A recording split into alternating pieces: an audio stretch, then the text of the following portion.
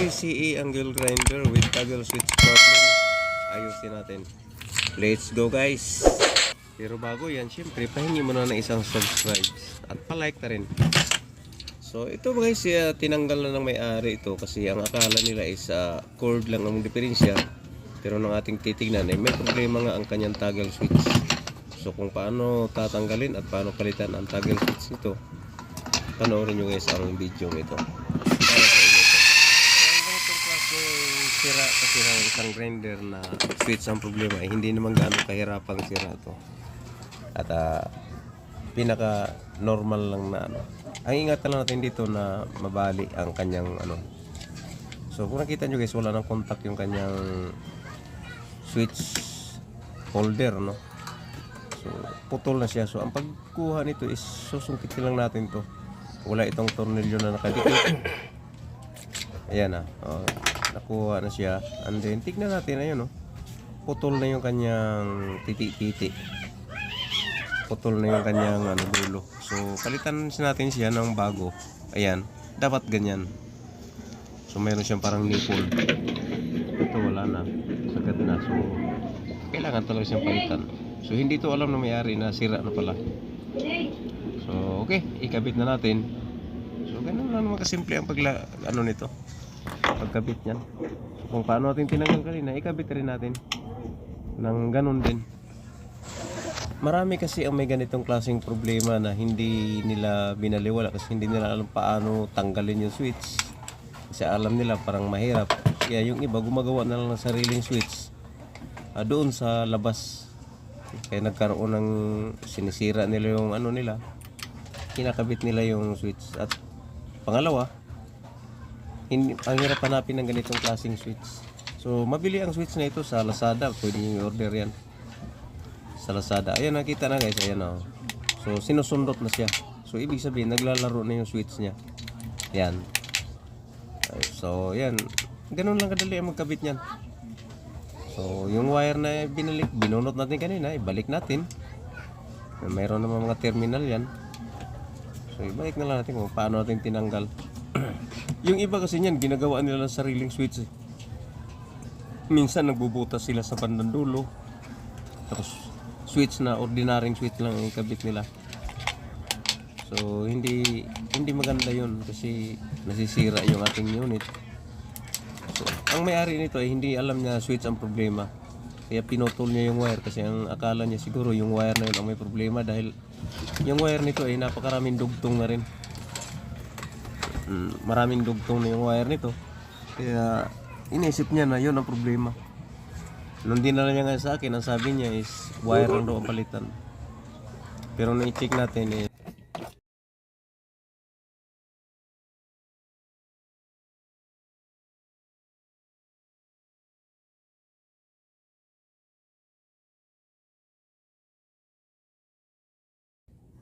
toggle switch pa lang may problem. Kaya pati tuloy yung wire napuputol. So ayan na guys, pinalitan natin ng wire. Meron naman tayong wire dito na mga sa pinaglumaan din.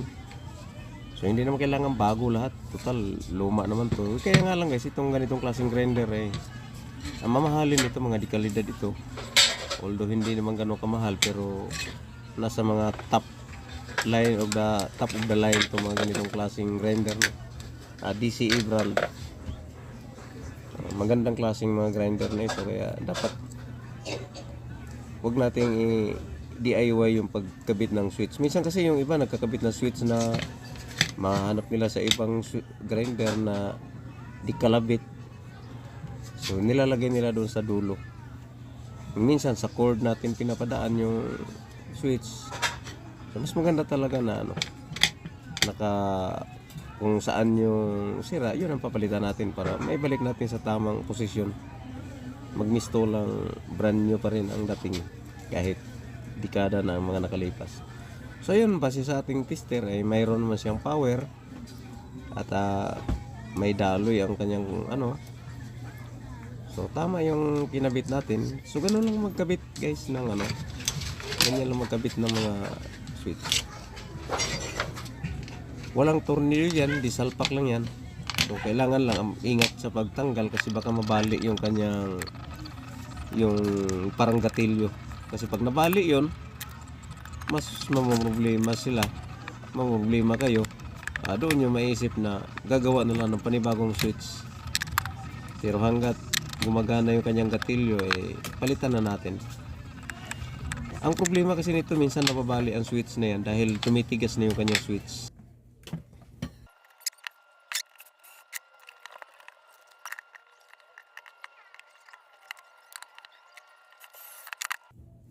Kaya pinilit nila lang i-click. Ngayon biglang maputol. Ayun, nag-i-improvise ng sariling switch. So ngayon i-test natin yung kanyang wire na kinabit natin. So okay siya. Ayan, pumapalo siya. So indication niya na all goods na, no? So pwede na gamitin ulit ito. Ayan. So siguraduhin lang natin na yung switch na kinabit natin is tama doon sa kanyang lagayan, kasi iba-iba rin ang size kasi niyan. So kung gusto niyo mag-order ng ganyan, sukatin niyo ng caliper yung switch. And then pagdating naman sa mga online store, yung Lazada, Shopee, i-check niyo yung mga sizes kung tama ba sa sukat. At pag tama na, di order na. So ngayon i-test na natin to, guys.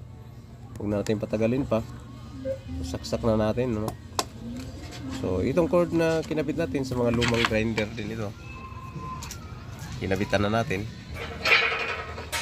At subok na natin. Ayan, saksak natin sa 220 and then click natin. Ayan na, nakasaksak na. Luma nga lang yung kanyang cord pero matibay yan kasi heavy duty. Ayan. So maganda na.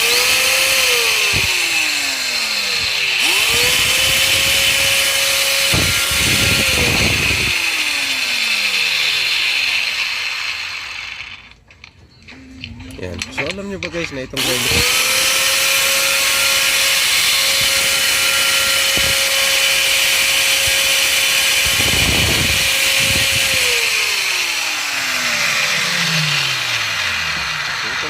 na ito ay dekada na binibilang nito bago daw nasira. And then kaya putol-putol na yung kanya mga wire. Ito yung original niyang switch. Ulitin ko guys, please like and subscribe sa aking channel. Bye bye, I love you. Until the next video, good night.